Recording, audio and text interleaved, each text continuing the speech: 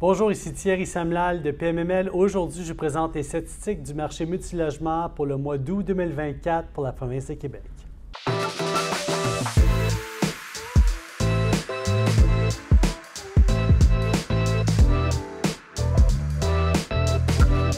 Un mois d'août qui part en grand, des belles transactions immobilières. J'en ai une dizaine ici avec des chiffres impressionnants au niveau du volume transactionnel là, qui a eu lieu au mois d'août. Donc, bien sûr, il y a beaucoup de gens qui étaient en vacances, mais il y a des acheteurs qui ont été actifs. Naturellement, les transactions qu'on voit se conclure au mois d'août ont plutôt débuté soit à la fin 2023 ou soit au début de l'année.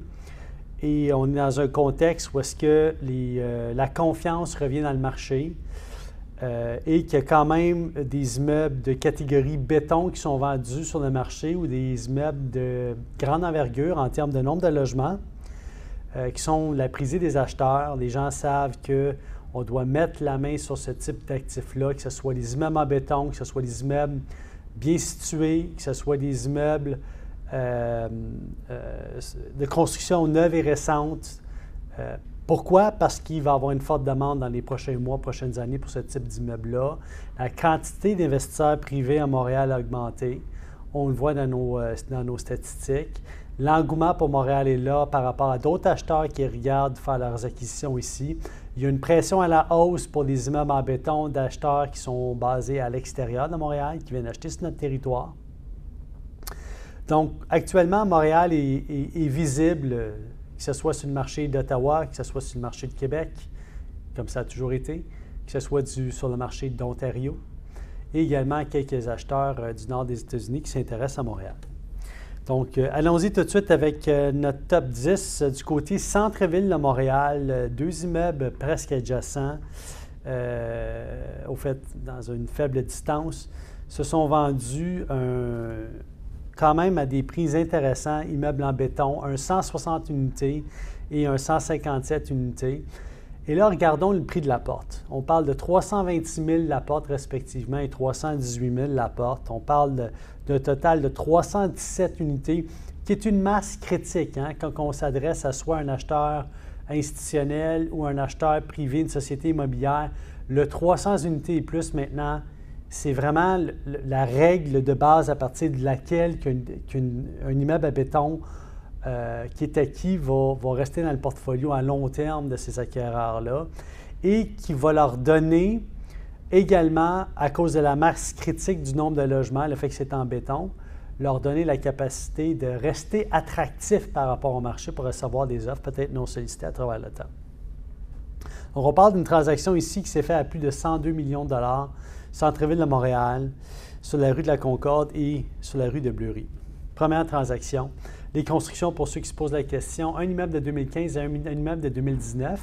Et là, si on regarde la différence ici, là, la différence de la porte, c'est à peu près 10 000 de la porte en termes de valeurs différentes entre les deux produits, qui ne donnent pas vraiment un grand écart entre un immeuble 2015 et 2019.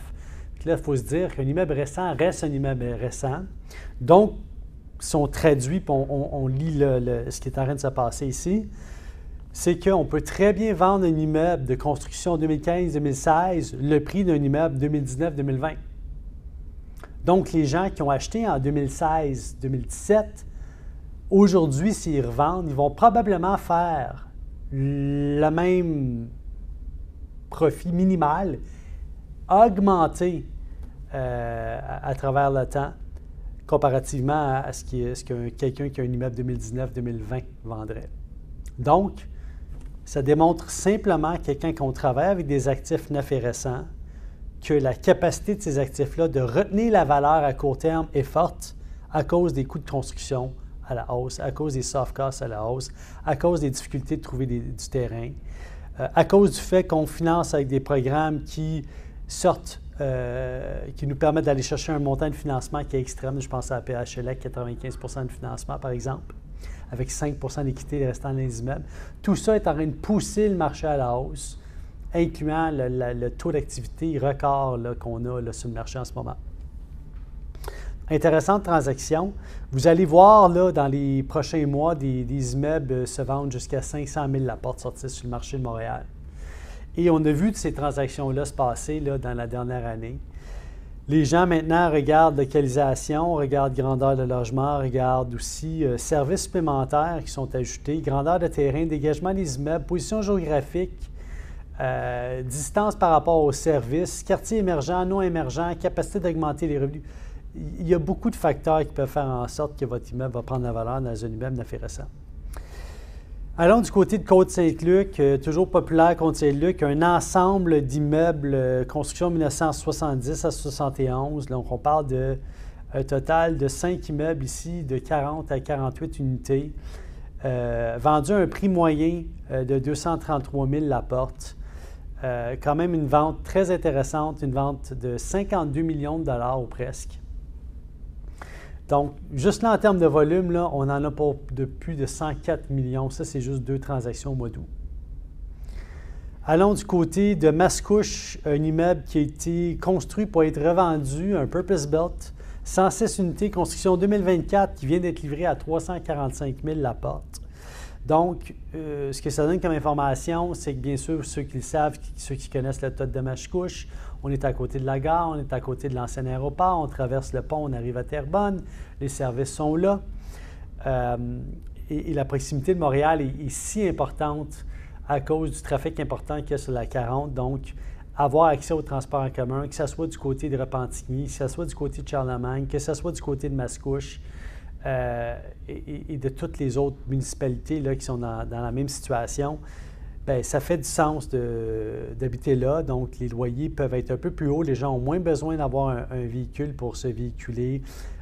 Les gens sont prêts à accepter un véhicule familial et ça permet d'aller chercher un peu plus de loyer. Ici, c'est une transaction qui s'est vendue à près de 345 000 la porte, naturellement, qui a été conclue dans le temps, donc une transaction qui a été avec une promesse d'achat qui a été acceptée précédemment. Si on remettait cet immeuble-là sur le marché aujourd'hui, on serait fort probablement plus dans le 380 à 390 000, voire 400 000 la porte. Intéressante transaction, on parle de 106 unités. Et là, c'est une transaction qui s'est chiffrée à près de 37 millions de dollars. Fait que là, on est quand même à une masse critique déjà à 190 millions dans la grande région de Montréal, juste avec 3 transactions immobilières. Fort impressionnant. Donc, pour ceux qui n'étaient pas actifs pendant le marché d'été, je pense que maintenant, avec tous les changements qu'on a eus, c'est une question d'être capable de lire le marché, suivre le taux d'intérêt, mais aussi suivre les fondamentaux, puis de se dire, elle est où la confiance du marché? Oui, il y a un gamble à faire en termes de taux d'intérêt. On en a toujours fait un gamble en termes de taux d'intérêt, mais se dire, bien maintenant, on est dans une conjoncture où est-ce que les taux semblent fondre, mais les fondamentaux sont forts. Et je l'avais dit il y a quelques mois, là, que si la tendance se continuait, que les prix seraient à la hausse, et c'est ce qui est en train de se passer au moment où on fait ce tournage. Parlons de Québec. Ne pas oublier Québec. Encore là, à Sainte-Foy, une masse critique, 217 unités, un autre portfolio qui se vend à Québec. Impressionnant. Depuis 3 ans, là, il y a une quantité phénoménale de portfolios qui sont en train de changer de main à Québec. 217 unités, vendues en moyenne à 164 200 la porte, ce qui donne une transaction à près de 36 millions là, pour Québec, en béton. Donc, belle transaction qui démontre encore une fois qu'il y a un fort engouement à Québec. Il ne faut pas oublier aussi que Sainte-Foy, c'était peut-être un moment critique pour vendre parce qu'il y a le développement de Lévis qui se fait de l'autre côté. Donc, il y a des liquidités qui sont nécessaires du côté de Lévis pour être capable de construire. Donc, on va voir quelques portfolios se vendre. Et ce n'est pas seulement des constructeurs de Québec qui sont à Québec. Il y en a de partout dans la province là, qui se dirigent du côté de Lévis en ce moment pour faire du développement. Puis bien sûr, on a nos constructeurs forts là, de Québec là, qui sont toujours fortement présents dans le territoire puis qui sont capables de faire le développement, qui connaissent déjà le terrain, qui sont là aussi, qui participent à ce développement-là. Impressionnant. Allons du côté de NDG sur Sherbrooke West. NDG a toujours été très populaire. Pour ceux qui connaissent Sherbrooke West, c'est l'axe qui traverse Montréal dans le sens ouest-est. On parle de 95 unités, construction 2024. Excusez-moi, construction 1924. Je dis 2024, hein? Lapsus. 1924. Êtes-vous bien assis? 95 unités, construction 1924, c'est vendu à 263 100 la porte. Là-dessus, dans 95 unités, j'ai 88 logements et j'ai 7 unités commerciales. Donc, le 263 100, le prix de la porte est influencé par la valeur du commercial, mais quand même une excellente vente à 25 millions en construction en béton. C'est l'ouest de Montréal. L'ouest de Montréal a toujours été très populaire. Il y a toujours eu des immeubles qui se vendaient, qui étaient vendus à coût de la porte plus cher à l'ouest de Saint-Laurent qu'à l'est de Saint-Laurent si on fait fi de Outremont et du plateau Montréal. Allons du côté du West Island, 116 unités, construction 71, 172 400 la porte, une transaction de 20 millions sur Brunswick. Bon, Brunswick, West Island, c'est à $des-Ormeaux. $des-Ormeaux actuellement là, est en développement. Si vous êtes capable de mettre la main sur un immeuble neuf ou existant, dans ce secteur-là, il y a une forte demande. Les immeubles qui sont déjà bâtis, très peu ont été fortement rénovés. Et quand ils sont rénovés, ils sont fortement rénovés, mais les valeurs locatives atteignent des summums dans ce coin-là, même pour des immeubles existants. Pourquoi? Parce qu'il y a un manque de logements et les logements qui sont là, bien, les gens qui sont dans leur logement déménagent peu dans ce secteur-là. Donc, quand vous êtes capable parce qu'ils sont plus âgés, mais quand vous êtes capable de trouver un immeuble qui a des vacants ou de rendre certaines unités vacantes en travaillant avec les locataires, on est capable d'offrir des logements à une clientèle plus jeune puis d'augmenter la valeur locative. Bien sûr, il y a le développement du REM, bien sûr, les transports en commun, etc., comme vous le savez dans ce coin-là. Allons du côté de Verdun, une très belle transaction faite par un membre de mon équipe qui s'est fait sur la rue Riel, fait avec un courtier inscripteur ici de chez PMML. Donc, félicitations à ces deux courtiers-là. Un 36 unités vendu à 228 000 la porte. Un immeuble très bien entretenu parce que je l'ai visité, très bien situé aussi. Verdun est vraiment en train de changer de visage commercial.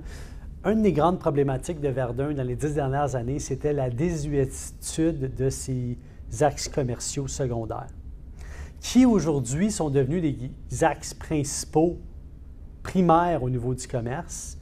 Et tous les commerces artériels de quartier sont revenus, là, un peu comme on voit à Rosemont, un peu comme on voit dans la Petite Italie, un peu comme on voit à Villeray, les petits commerces, les petits cafés, les boulangeries, les magasins de vêtements signés par des artistes québécois. Toute la fibre sociale est en train de revenir à Verdun, ce qui fait, et aussi le système en transport en commun qui est déjà là, comme vous savez, qui nous permet vraiment d'aller chercher une belle clientèle locataire. Donc, une transaction qui s'est faite à près de 16 fois le brut, près d'un TGA de 3,94 %. Une belle transaction. Félicitations à tout le monde et également à l'acquéreur qui avait une excellente vision et un vendeur qui a participé à cette belle transaction. Restons du côté de Verdun avec 97 unités maintenant. 1959, vente d'initiés qui s'est vendue à 83 500 la porte. Donc, il y a toujours possibilité d'acheter des immeubles en bas de 100 000 la porte à Montréal. Je tenais à vous passer le message comme ça. À travers le processus. Maintenant, on a très peu parlé de Gatineau.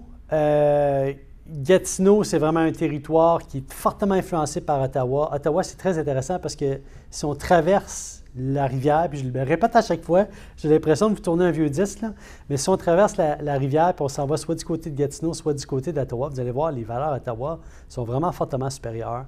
Il y a beaucoup de locataires qui s'en vont du côté du territoire de Gatineau. Construction 2022, 26 unités s'est vendu à près de 305 000 la porte, ce qui est à peu près la moyenne de ce qu'on a vu. On a même vu des transactions dans le même secteur immédiat à se faire à l'entour de 335 000 la porte ici. Donc, une vente qui s'est faite à la moitié du mois d'août. Saint-Jérôme, la rue Melançon, je ne sais pas pour ceux qui connaissent ce secteur-là, 72 unités, je n'ai pas l'âge de l'immeuble ici, c'est vendu à un très faible prix de 90 900 la porte. Donc, n'oubliez pas une chose. Pour toutes les transactions à faible prix que vous allez voir passer au mois de juin, juillet, août. Il y a des opérations qui ont été faites avec des ventes entre propriétaires liés pour ce qui était de l'histoire du gain en capital, là, des changements règlements du gain en capital.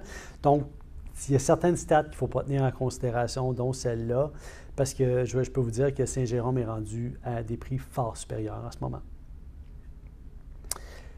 Si je passe rapidement pour ce qui est de la suite, en somme, je pense que ce qu'il faut retenir ici, et ça, c'est les principales transactions. Et si vous regardez, on étudie juste le volume transactionnel. Là, ce qu'on a ici, on a des chiffres quand même très impressionnants. Il faut toujours être actif, peu importe le marché. Les gens qui ont gelé des promesses d'achat, qui ont soit pris la dette existante, donc des taux d'intérêt très bas, qui avaient le capital nécessaire, ont été gagnants cette année. Les gens qui ont resté dans les pipelines, qui ont pris un risque au niveau du prix qu'ils payaient et de la capacité à garder très peu d'équité à l'immeuble, là, je vais m'exprimer autrement. Les gens qui avaient la vision de dire, bien, je refinance au maximum, puis bon, c'est correct si j'ai 15 ou 5 % d'équité qui me reste dans un immeuble, là, je vais regarder à long terme. Ces gens-là ont gagné parce qu'au moment où est-ce qu'ils vont sortir leur financement, pour ceux qui prennent des nouveaux financements, fort probablement que leur taux d'intérêt va être plus bas. Donc, là-dessus, je vous souhaite une excellente journée.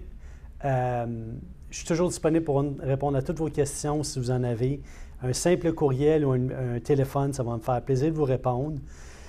Suivez-nous à travers la province. Là, on a été à Toronto là, au moment où est-ce qu'on tourne cette vidéo aussi. On va être à Ottawa à une conférence là-bas qui va se donner. On va faire une présentation de ce côté-là. L'équipe de PMML va aussi être à Québec pour la conférence qui se donne à Québec. On va être à travers différents réseaux sociaux présents dans différentes interventions là, auprès du marché. Là. Donc, suivez-nous attentivement. Suivez le site pmml.ca. Puis d'ici le mois prochain, je vous souhaite une excellente journée et beaucoup de chance dans vos transactions immobilières.